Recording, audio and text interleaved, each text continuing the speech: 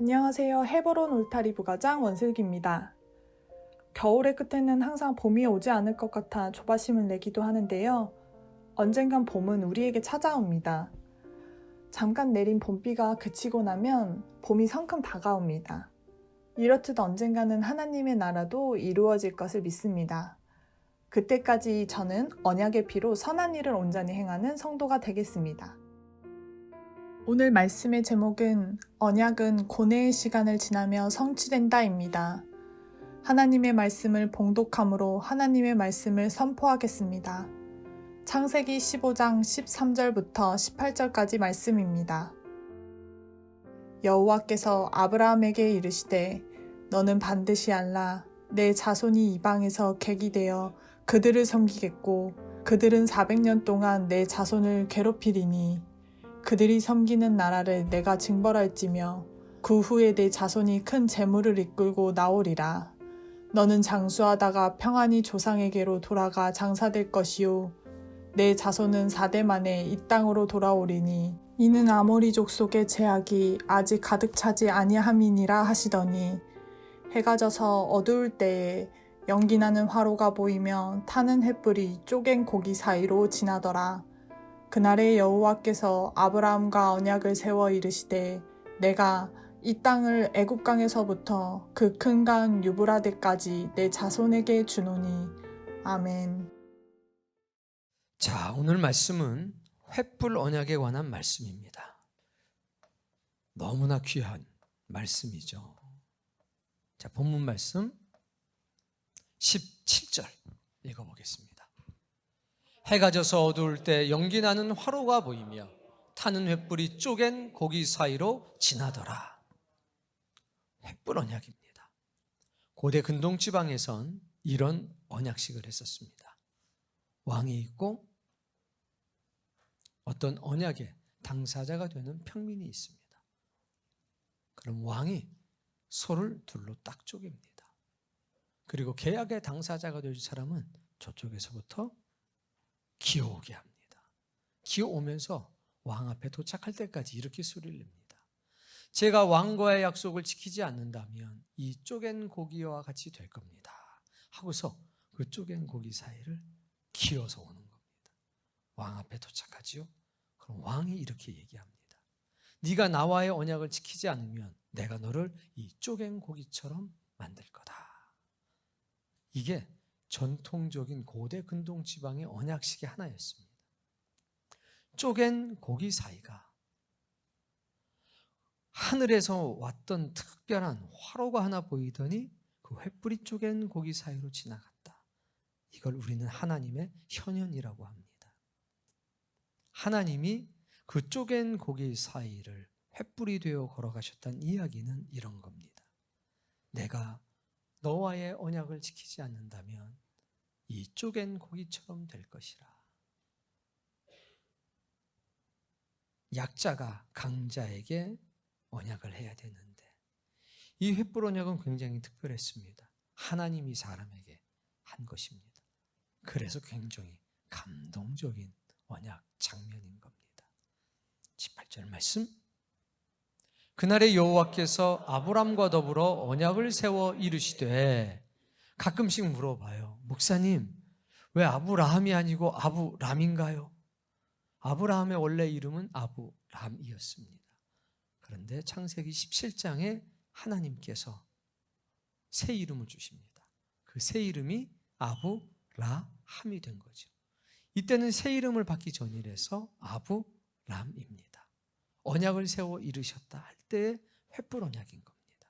하나님이 인간에게, 아브라함에게 약속하신 거죠. 내용을 볼까요? 내가 이 땅을 애굽 강에서부터 그 큰 강 유브라데까지 너의 자손에게 준다라는 게 이 횃불 언약의 내용이었습니다.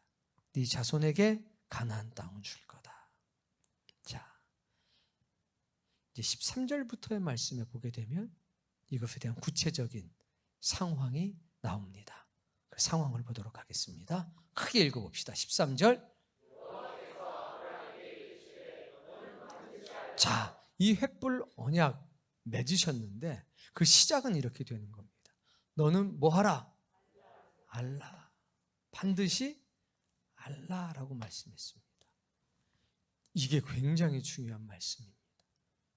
반드시 알라라고 하는 이 말씀 속에 계약을 맺은 사람들이 언약을 성취하기 위해서 고뇌의 시간을 보내야 되는 이유가 이 말 속에 담겨져 있습니다. 알라, 뭐를 알아야 될까? 네 가지가 나옵니다. 첫 번째, 읽어보세요. 자, 너의 자손이 이방 땅에서 나그네가 된다, 이겁니다. 이거를 알라라고 말씀하신 겁니다. 다음 말씀.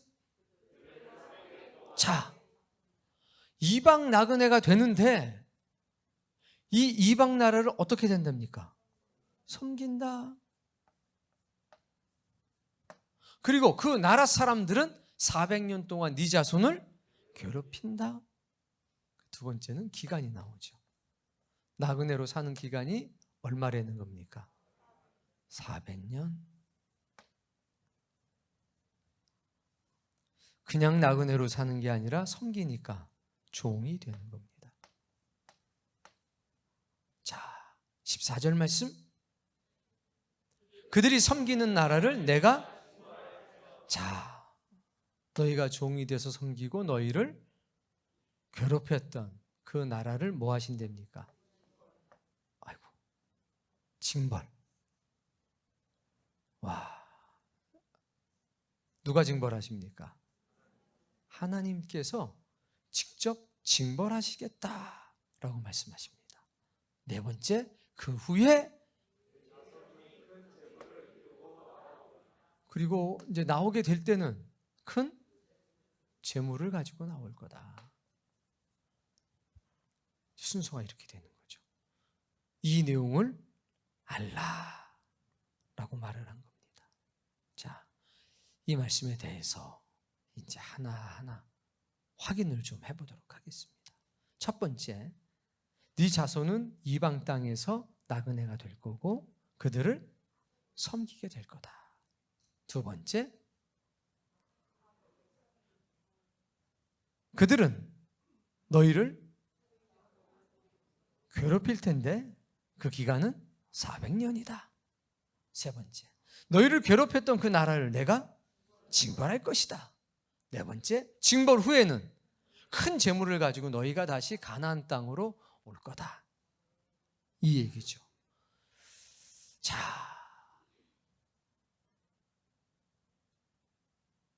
그럼 과연 이게 어떻게 되었을까? 답부터 먼저 보도록 하겠습니다. 이방 땅에 가서 나그네가 된다는 말씀은 야곱의 시대에 이루어지게 됩니다. 창세기 46장 5절부터 7절까지에 보면 크게 읽어보세요. 야곱이 브엘세바에서 떠날 새 이스라엘의 아들들이 바로가 그를 태우려고 보낸 수레에 자기들의 아버지 야곱, 자기들의 처자들을 태우고. 상황은 이렇습니다. 요셉이 애굽의 총리가 됐고 온 세상에 가뭄이 들었습니다. 그러자 이차 저차 해서 요셉이 아버지를 모시려고 바로의 마차를 보낸 거죠. 그래서 탔습니다. 6절, 가나안 땅에서 얻은 재물을 이끌었으며 야곱과 그의 자손들이 다 함께, 그래서 이 이방 나라는 어디냐? 애굽이었습니다. 누구 때 이루어지느냐? 야곱의 시대에 이루어집니다. 계속 이와 같이 야곱이 그 아들들과 손자들과 딸들과 손녀들 곧 그의 모든 자손을 데리고 애굽으로 갔더라 해서 이방 땅에 나그네가 된 건데 그 이방은 애굽이었습니다. 이렇게 해서 갔습니다. 이때가 200년 후입니다. 아브라함이 알라 그 시절로부터 대략 200년 걸렸습니다. 이방에 나그네가 된다는 말씀이 성취될 때까지 몇 년? 200년이 걸렸습니다. 자, 이제는 뭐가 돼야 됩니까? 종이 된 게 종이 돼야 합니다. 이 말씀은 요셉이 죽은 뒤에 이루어집니다. 출애굽기 1장 8절부터 12절까지의 말씀인데요. 자, 읽어봅시다. 요셉이 30에 애굽의 총리가 됐고 110살 때 하나님의 부르심을 받습니다. 그 뒤에 요셉을 알지 못하는 새로운 왕이 등장합니다. 9절. 이 백성 이스라엘 자손이 우리보다 많고 강하다. 그러니까 최소 이제 100년 이상이 된 거죠. 70명이 들어갔는데 400년이 흐른 뒤에는 몇 명이 됐냐면 60만이 됐습니다. 성인, 남자만. 몇 배가 는 겁니까? 셀 수가 없어요. 이건 10배가 아니고 100배가 아니고 1000배가 아닌 겁니다. 1000배라고 그래봤자 7만 명밖에 안 돼요. 이건 거의 10,000배 가깝게 늘은 겁니다. 너무 놀란 겁니다. 짧은 시간 내 그 수가 기하급수적으로 늘었기 때문이죠. 두려움을 느낄 정도입니다. 10절. 자, 우리가 그들에 대하여 지혜롭게 하자. 어떻게 하자는 거예요? 지혜로운 거니까 좋은 것 같잖아요. 안 그래요. 그리고 말합니다. 두렵건대. 이 지혜롭게 하자라고 하는 말의 속뜻은 뭐냐? 이 두려움을 제거하자는 겁니다. 이 왕이 이스라엘 백성들을 두려워하고 있습니다. 그런데 내용을 보니까 그들이 더 많아지면 전쟁이 일어날 때 우리의 적군과 함께 우리와 싸우고 이 땅에서 나갈까 하노라. 나가는 게 싫은 거예요? 왕권을 빼앗기는 게 싫은 겁니까? 그래, 중요한 건 그겁니다. 적들이 쳐들어오면 이 사람들이 우리 편을 들면 좋은데 우리 편 안 들고 그 사람 편을 들면 어떡하지? 여기에는 배경이 있습니다. 그것까지 얘기하면 기니까 일단 넘어갑니다. 전쟁 중에 우리 편을 안 들고 적군의 편을 들면 어떡하지? 11절. 감독들을 그 위에 세우고 그들에게 무거운 짐을 지워 괴롭게 하여 그들에게 바로를 위하여 국고성 비돔과 라암셋을 건축하게 하자. 한마디로 말하면 노예를 삼자 이겁니다. 그래서 그들의 수를 줄이고 전쟁이 일어나도 그쪽 편을 못 들게 그렇게 좀 방비책을 세우는 게 좋겠다. 12절.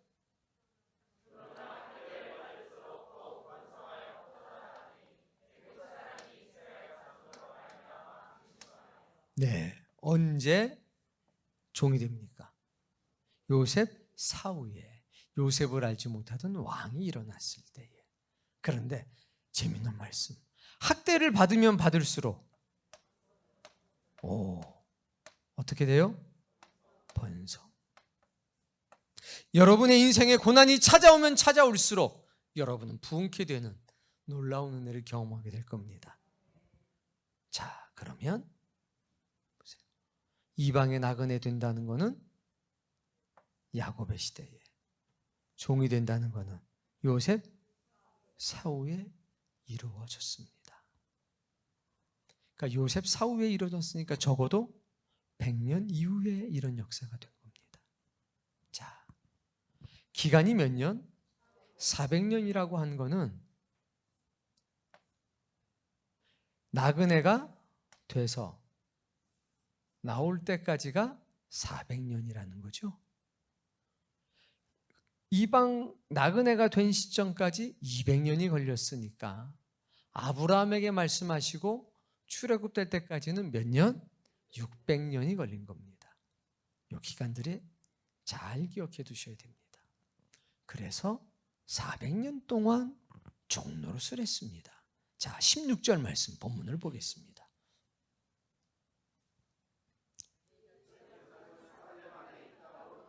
네 자손은 4대 만에 이 땅으로 돌아오리니. 첫 번째는 400년이라고 그랬으니까 이때는 한 세대를 100년으로 하나님이 보신 겁니다. 이유를 말합니다. 아모리 족속의 죄악이 아직 가득 차지 아니했다. 왜 400년 동안 기다려야 합니까? 거기에 하나님 뭐라고 그러시냐면 심판의 정당성, 그리고 가나안 땅 정복의 정당성을 말하는 겁니다. 가나안 땅을 왜 너희에게 주려고 하냐? 가나안 족속이 죄와 악이 하늘에 닿다. 그래서 너희는, 이스라엘은 심판의 도구다, 이겁니다. 그래서 심판의 정당성이 있다는 겁니다. 정복의 정당성을 확보하는 기간이 몇 년? 400년이 필요하다는 겁니다. 그냥 뺏어서 주는 게 아닙니다. 뭐에 대한? 죄와 악에 대한 심판인 겁니다. 이런 섭리가 담겨 있는 겁니다. 그래서 저들의 죄가 하늘에 닿을 때까지 400년이 필요하니 기다려라, 이렇게 말씀하신 겁니다. 근데 이 기간이 있기 때문에 우리는 어떻게 되느냐? 고뇌의 터널을 지나가게 되는 겁니다. 항상 하나님의 약속은 성취가 될 때까지 시간을 필요로 합니다. 근데 그 시간에 우리는 고뇌의 터널 속에 갇혀 삽니다. 괴로운 시간들을 보낸다는 겁니다. 잘 먹어도 괴롭고 못 먹어도 괴롭습니다. 권력을 잡아도 괴롭고 권력을 잃어버려도 괴롭습니다. 그것은 은혜자든 다 경험하게 되는 법입니다. 고뇌의 터널을 지나가야 되는 이유는 언약이 성취되는데 시간을 필요로 하기 때문이다. 기억해 두십시오. 자, 세 번째는 하나님이 뭐 하신다고 그랬느냐? 징벌하신다고 했습니다. 이것이 출애굽기 7장부터 출애굽기 12장까지 10가지 징벌로 나옵니다. 우리는 그것을 뭐라고 부르냐면 이렇게 부릅니다. 10가지 재앙이라고 합니다. 이 10가지 재앙을 보면 다음과 같습니다. 하나님께서 모세를 바로에게 보냅니다. 모세가 말합니다. 하나님께서 우리 백성들을 데리고 광야에 가서 예배하라고 하셨습니다. 그러니 우리를 보내주신다면 예배하고 돌아오겠습니다. 안 돼. 한가하구나. 예배할 생각을 하다니. 일을 2배로 늘려 안 보내줬습니다. 그러자 하나님이 모세에게 명령을 했습니다. 아론과 함께 가서 이렇게 저렇게 해라. 그러나 바로가 절대로 너희를 쉽게 보내주진 않을 거다 해서 지팡이를 들고 갑니다. 그 지팡이를 나일강에 대었더니 나일강 물이 피로 바뀌었습니다. 그 강물만 바뀐 게 아니라 모든 우물들도 피로 바뀌었습니다. 일주일 동안 계속됐습니다. 물을 먹을 수가 없었습니다. 그러나 꼼짝도 안 했습니다. 2번째, 개구리가 등장합니다. 다시 바로 앞으로 갔습니다. 그리고 말합니다. 우리를 보내지 않으면 하나님이 말씀하시기를 개구리가 떡반죽 그릇에도 올라가고 온 사방 천지에 개구리가 창궐할 겁니다. 마음대로 해라. 어디서 그 많은 개구리가 나왔는지 온 애굽 땅에 가득했습니다. 살 수가 없었습니다. 하루 만에 항복했습니다. 어떻게 좀 해달라. 하나님께서 살아계심을 보이실 겁니다. 언제 치워드릴까요? 내일 치워줘라. 하나님께서 내일 치울 겁니다. 하나님의 권능을 보일 겁니다. 그 다음 날이 되자 개구리들이 온 집안에서 나와가지고 나일강 근처에서 다 죽었습니다. 악취 때문에 살 수가 없었습니다. 그런데 죽자마자 바로는 마음을 돌이킵니다. 그걸 믿었어? 메롱. 그랬더니 이번에는 이가 들끓게 했습니다. 근데 그 이는 특별했습니다. 이집트 애굽 땅에 있던 모든 먼지가 변하여 이가 됐다고 했습니다. 이집트 갔다 오셨잖아요. 사막이에요. 바람 한 번 불면 뭐 모래로 트겠습니까? 그게 전부 다 뭐로 바뀌었냐? 이로 바뀌었습니다. 사람에게 달라붙고 가축들에게 달라붙었습니다. 살 수가 없었습니다. 항복. 그리고 이가 없어지니까 메롱.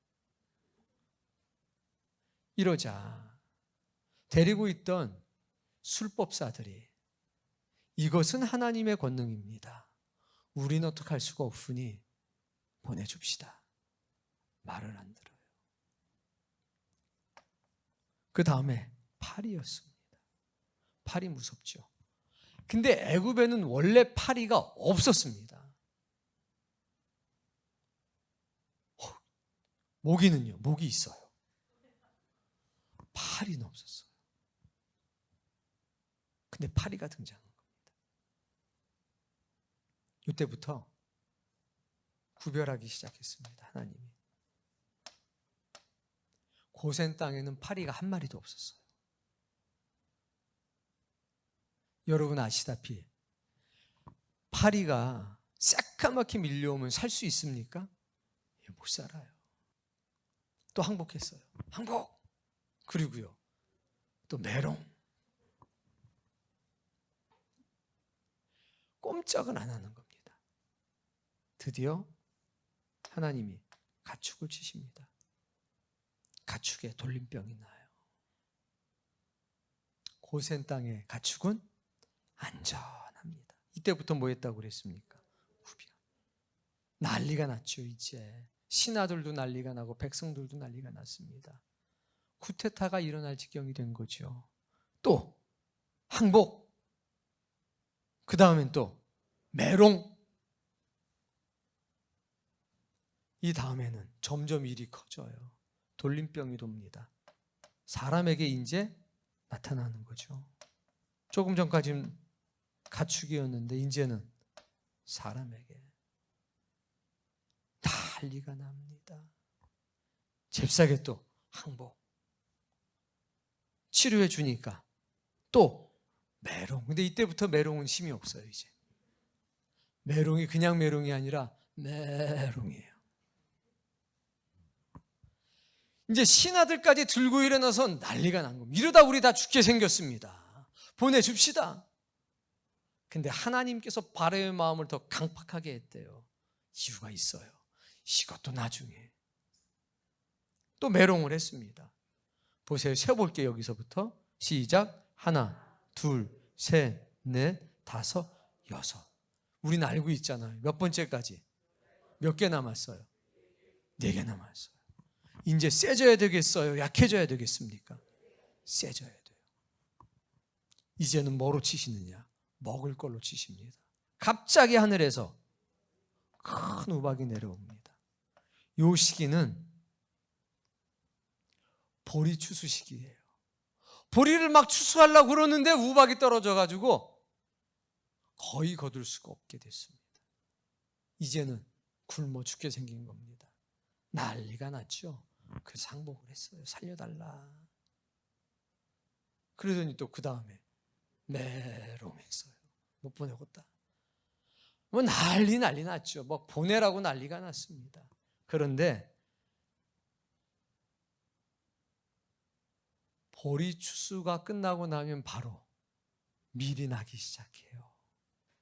그러니까 이제 밀 먹으면 되지 이런 생각이 살살살 들기 시작한 겁니다. 그래? 이 다음에 뭘 보내느냐? 메뚜기를 보내요. 메뚜기를 왜 보내셨죠? 그래요. 어떻게 그렇게 잘하는지. 메뚜기가 나타나가지고 밀을 그냥 싹 하나 안 남기고 다 먹어버린 거예요. 이제는 항복할 힘도 없네. 살려달라고 이제 사정을 합니다. 그리고 나서 또 메롱했어요. 안 보냈어요 또. 자, 이런 일이 반복하면서 이스라엘 백성들에게는 어떤 일이 일어나고 있느냐? 하나님을 신뢰하게 되고 모세를 신뢰하는 역사. 기가 점점점 살아나는 역사가 있는 겁니다. 우리에겐 피해가 있습니까? 없습니까? 야, 얼마나 신기해요. 또 메롱하니까 하나님께서 뭘 보내시느냐? 흑암을 보냅니다. 태양을 가려가지고 앞이 안 보이게 했습니다. 두려웠습니다. 그런데도 마지막 힘을 다해서 한 번 더 합니다. 메롱. 이 하나님이 모세를 부릅니다. 이제 마지막이다. 바로가 이제 너 보낼 텐데 백성들한테 가서 미리 얘기해라. 이제 장자를 죽일 거다. 사람이 됐든 가축이 됐든 그 처음 것은 전부 다 죽을 거다. 그러나 이스라엘 백성들은 6월 뛰어넘을 테니까 문지방에다가 양의 피를 다 발라. 그리고 왕한테 가서 요구해라. 제물을 달라고. 바로가 어떤 것을 요구하든지 들어줄 거야. 마지막 재앙은 장자의 죽음이었습니다. 이러자 빨리 나가라. 뭐든지 요구하는 걸 들어줄 테니 빨리 나가라. 이게 10가지 재앙이었습니다. 누가 징벌을 하신 겁니까? 하나님께서. 언제서부터 언제까지?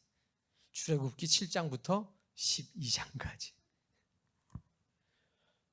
몇 년 걸렸냐? 아브라함 때부터는 600년, 나그네 생활한 때부터는 400년 만에 징벌의 역사가 나타난 겁니다. 놀랍지 않아요? 이게 우연히 일어난 게 아니라 하나님이 예언한 대로, 말씀하신 대로 일어난 겁니다. 마지막 남았네요. 큰 재물을 가지고 올 거다. 출애굽기 12장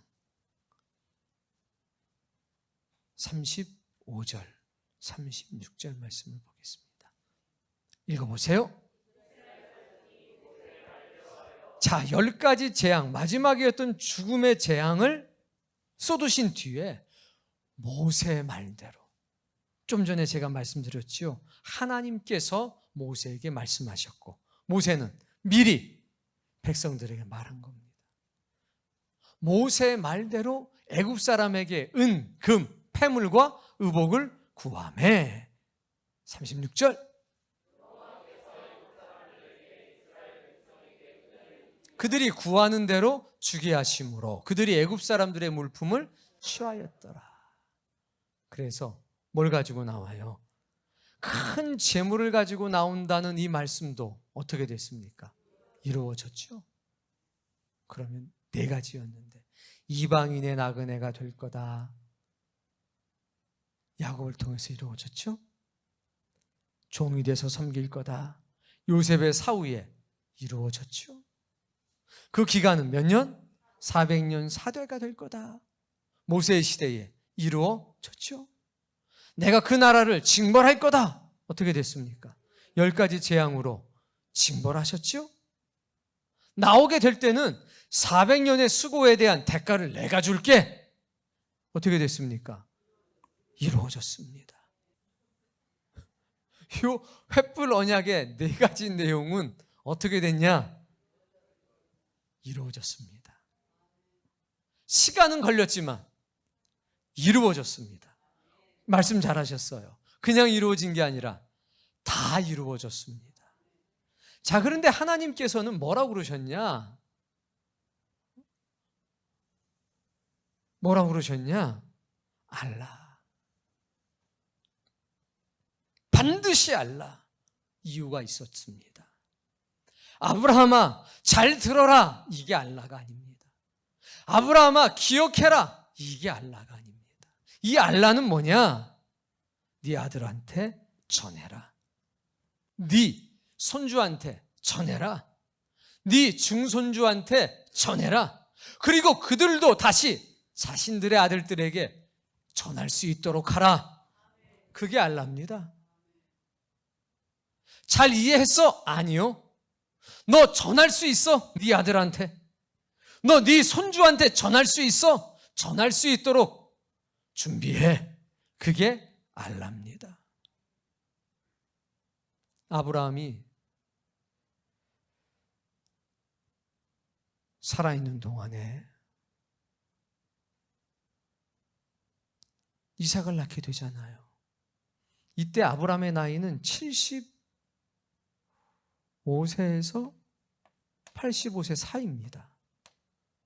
아마도 85세에 가까운 어떤 나이겠죠. 16장에 85세가 되거든요. 아들은 언제 납니까? 100세. 대략 84세라고 치면, 이 횃불 언약이 대략 84세 때 세운 언약으로 치면 15년 뒤에 아들을 얻게 되는 겁니다. 그러면 이삭한테 뭐라고 얘기합니까? 이 얘기해야죠. 하나님이 나와 횃불 언약을 세웠는데 내 영혼이 이러고 저러고 저렇다. 구체적으로 4가지를 말씀하셨다. 이걸 기억하라고 그러셨어. 이방의 나그네가 될 거고 종이 될 거다. 그 기간은 400년이다. 400년이 지난 어느 날 하나님이 그 나라를 징벌하신다고 그랬다. 그리고 징벌이 끝나고 나올 때는 큰 재물을 가지고 나온다고 그랬다. 이거를 누구한테요? 이삭한테. 그 이삭이 자라서 결혼을 하죠. 그리고 에서와 야곱 쌍둥이를 낳습니다. 그때 아브라함이 살아 있었습니다. 야곱을 자기 장막에다 데려다 놓고 뭐 합니까? 얘기합니다. 이 얘기를 하는 거죠. 알라. 그러면 야곱이가 듣고서 맞지? 야곱이가 듣고서 이삭한테 가서 아버지, 할아버지가 그러는데 횃불 언약이라는 게 있다는데 아버지도 알아? 할아버지가 그러는데 4가지를 약속해 주셨대. 한번 해봐. 그래, 하나님이 할아버지에게 그렇게 약속해 주셨어. 절대로 잊으면 안 돼. 할아버지를 하나님이 부르신 뒤에 이 아빠를 주신다고 약속했는데 25년 걸렸어. 이렇게 저렇게 돼가지고 아버지가 태어난 거거든. 그리고 너도 이러고 저러가지고 태어난 거야. 하나님은 약속하신 대로 이루시는 분이야. 알았어 아빠. 근데 그 야곱이가 결혼을 해서, 결혼은 77세가 넘어서 해요. 12명을 낳잖아요. 20년 상관에 12명을 낳습니다. 그 아들을 앉혀놓고 이 얘기 또 하는 거 아닙니까? 그때 이게 12명의 아들이 이거를 졸면서 들었겠습니까? 눈 동그랗게 뜨고 들었겠습니까? 여러분 닮았으면 동그랗게 뜨고 들었을 거고, 저 가평 너머에 사는 사람들을 닮았으면 뭔 소리요? 그런데 분명히 뭐 하라고 그랬습니까? 목숨을 걸고 생명을 걸고 전한 겁니다. 요셉이 형들에게 배반당하고 애굽으로 끌려갔을 때 요셉은 어쩌면 이것을 기억하고 있지는 않았을까요? 요셉이 총리가 됐을 때 어쩌면 야곱한테 들었던 이 말씀을 기억하고 있지는 않았을까요? 야곱의 12아들들이 이삭을 만납니다. 이삭도 이야기를 한 번도 하지 않았을까요? 네 아버지한테 들었니? 뭘요? 횃불 언약. 들은 것 같은데요. 들은 것 같으면 안 돼. 너희들 그거 기억해야 돼.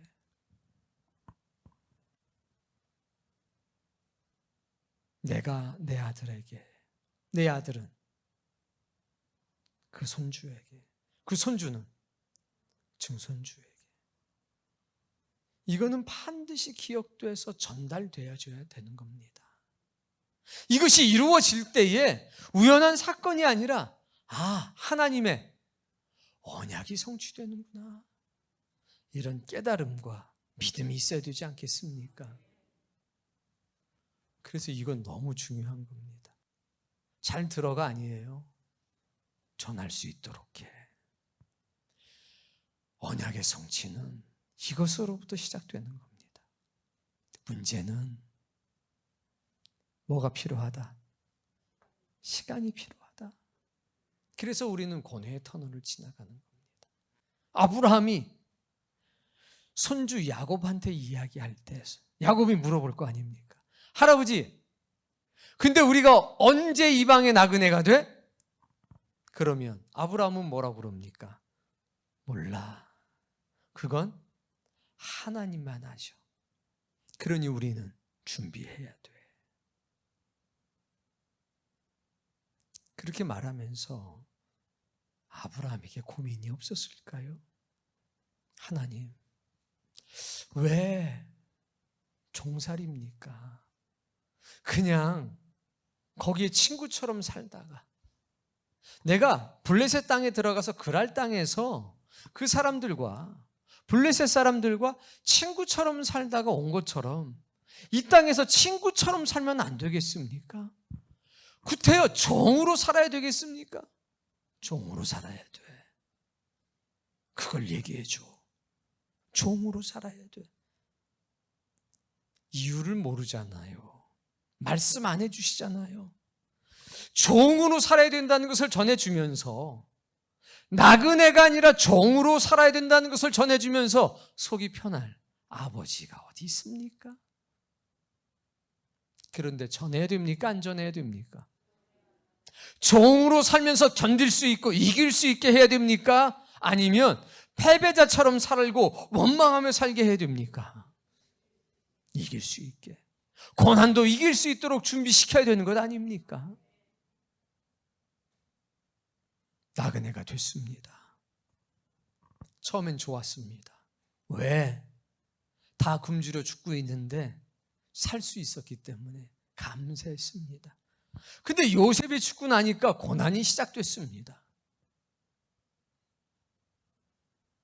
과연 그들 중에 몇 명이나 이것이 하나님의 언약이 성취되는 과정이라는 것을 기억하고 있었을까요? 야곱은 창세기 48장에서 요셉에게 말합니다. 요셉아, 우리는 반드시 가나안 땅으로 돌아가게 될 거다. 하나님이 그렇게 약속하셨어. 유언처럼 요셉에게 못을 박아놨습니다. 그러면서 야곱이 뭐라고 그랬냐? 내가 죽거든 아브라함이 묻힌 그곳에, 사라가 묻힌 그곳에, 레아가 묻힌 그곳에, 이삭이 묻혀있는 그곳에 나를 장례치러 줘. 그리고 너를 위해서 내가 세겜 땅에 땅을 준비해놨어. 너를 위해 준비한 땅이야. 꼭 그 땅을 네가 차지하도록 해라. 요셉은 110살에 죽으면서 유언을 합니다. 하나님이 때가 되면 이 민족을 다시 가나안 땅으로 인도해 가실 거다. 그때 내 유고를 꼭 가지고 나가서 세겜, 야곱의 우물이 있던 그 땅에 나를 장사 지내다오. 이걸 기억하고 있었던 거죠. 그래서 출애굽할 때 야곱의 유고를 가지고 나옵니다. 여러분, 그러나 종으로 살던 그들에게는 고뇌의 터널이 아니겠습니까? 약속이 성취가 되려면 시간이 필요하고 그 시간 속에서 하나님께서는 우리가 연단되기를 바라십니다. 진짜 소망을 갖기를 원하시는 거죠. 답을 알고 있는 우리 입장에서 생각해 보면 쉽습니다. 따라해 보세요. 죄 많은 풍요로운 이 세상은 내 집이 아니다. 그것 깨닫는 겁니다. 왜 종으로 살아야 되느냐? 풍요롭지만 죄 많은 이 세상은 내 집이 아니다. 내 집은 어디에 있느냐? 저 하늘에 있다.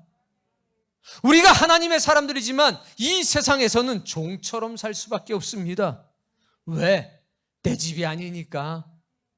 부요하지만 풍요롭지만 죄 악이 가득한 땅이 애굽이었습니다. 거기에 주인처럼 살면 망각해버립니다. 그래서 하나님은 종처럼 살게 하셨습니다. 왜? 이곳이 네가 살 땅이 아니라는 것을 분명하게 하시려고. 나그네로 끌려갈 때 오늘 우리가 봅니다. 횃불 언약을 알고 있는 우리가 봅니다. 요셉이가 끌려갑니다. 요셉이가 견뎌야 되는데, 요셉을 통해서 하나님은 이 약속을 이루시려고 하는 건데, 요셉아 견뎌라. 그렇죠. 야곱이 갈린 것을 망설일 때 갈까 말까 갈까 말까. 아유, 왜 망설여? 빨리 가야지. 우리 입장은 그렇죠. 왜? 근데 이 사람들은 들었지만, 직접 들었지만 어때요?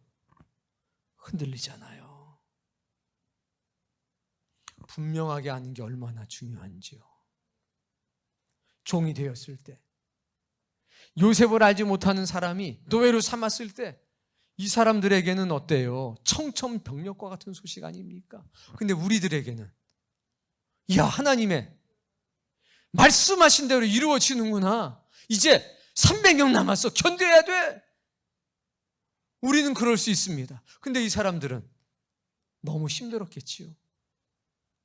너무 힘들었겠죠. 모세가 등장해서 10가지 재앙을 쏟습니다. 이 사람들은 우와 이러고 있지만 우리는요, 이것까지를 알잖아요. 큰 재물까지를 알고 있으니까 아직 멀었어. 메롱에도 낙심하지 마라. 아직 멀었어. 여기까지 와야 돼. 우리는 얼마나 신나요. 그리고 큰 재물을 끌고 나올 때 우리는 재물 끌고 나오는 게 중요한 게 아니라 하나님의 언약이 성취가 된다는 것이 중요한 것 아닙니까? 그 아멘 하는 거잖아요, 지금. 근데 그 사람들은 지금 시간이라고 하는 큰 고뇌의 터널을 지나가고 있는 것 아닙니까? 온전하게 믿은 사람은 둘밖에 없었습니다. 여호수아하고 갈렙. 알라 해서 전해졌는데 온전하게 믿었던 사람들은 누구? 여호수아와 갈렙 둘. 나머지는 알긴 알았는데, 듣긴 들었는데 거기에 머무르고 말았다는 거죠. 한 가지 지나가면서, 아브라함아, 내가 너에게 자녀를 줄게. 몇 년 걸렸습니까? 25년. 그리고 이삭이, 내가 너희들에게 이 땅을 줄게. 몇 년 걸렸습니까? 600년. 예수님께서 내가 석기 오리라.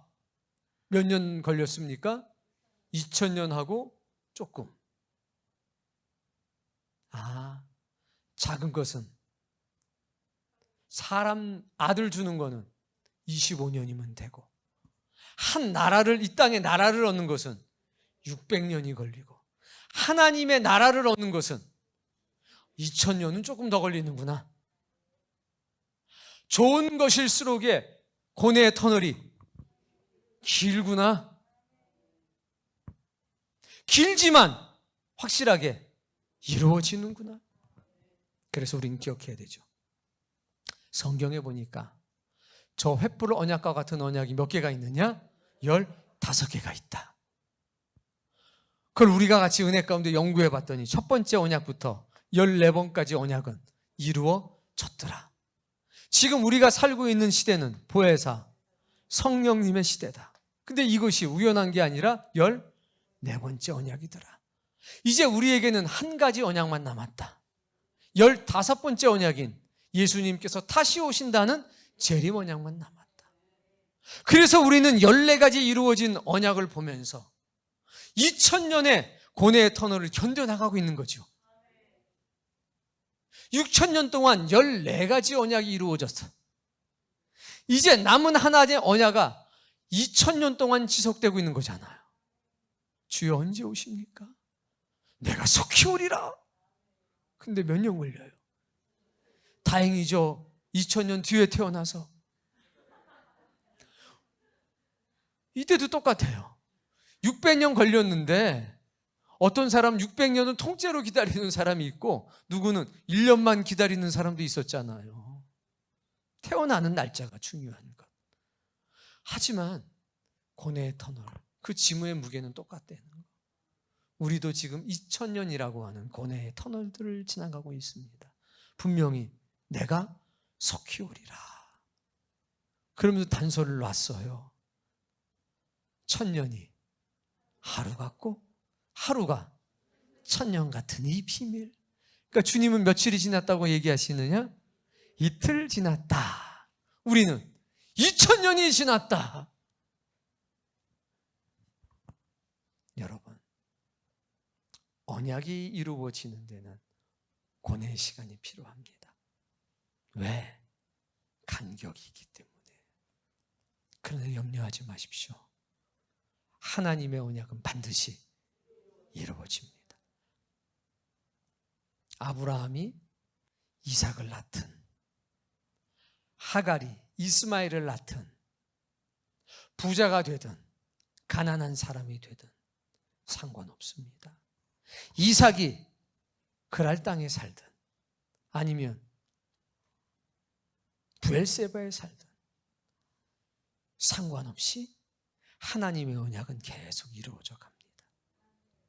요셉이 종으로 팔려가든 총리가 되든 상관이 없이 하나님의 시간은 흘러가고 있습니다.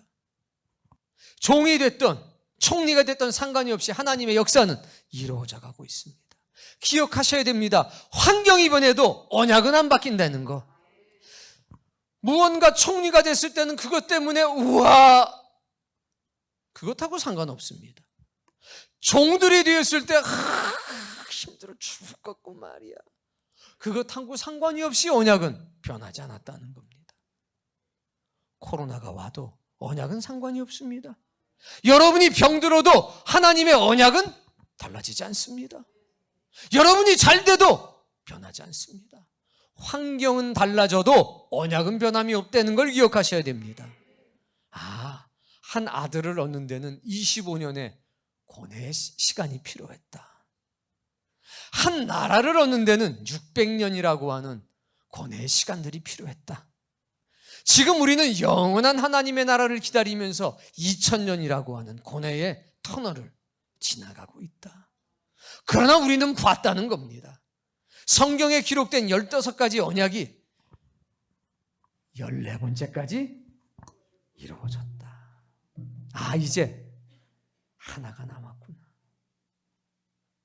코로나가 세상을 덮어도 하나님의 언약은 변함이 없다. 관절염이 찾아와도 하나님의 언약은 불변이다. 내 하는 일이 엄청 잘돼. 하나님의 언약은 그래도 불변이다. 내가 하는 일이 쫄딱 망했다. 그래도 하나님의 언약은 불변이다. 중요한 거는 풍요롭고 죄 많은 이 세상은 내 집이 아니라는 겁니다. 돌아갈 내 고향 하늘나라. 우리는 그 소망으로 살아가는 것 아닙니까? 문제는 이것을 알라. 반드시 알라. 이 반드시 알게 되면 견딜 수 있고 노래할 수 있습니다. 죄 많은 이 세상은 내 집안이네. 와, 이게 되게 슬픈 노래인데 기쁘게 부르는 거죠. 내 모든 보화는 저 하늘에 있네. 그 나라 기다리고 살아가는 거죠. 사랑하는 성도님, 감사하며 삽시다. 사랑하는 성도님, 반드시 알라. 저 말씀이 내 영혼에 새겨지기를 바랍니다.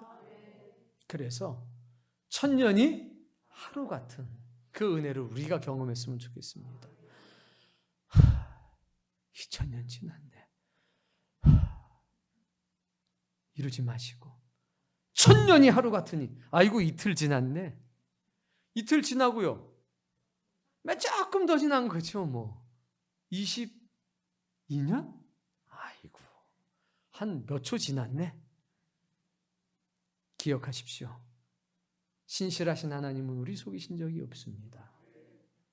재림 언약을 성취하는데, 하나님의 나라의 언약을 성취하는데 고뇌의 시간들, 괴로움의 시간들이 필요합니다.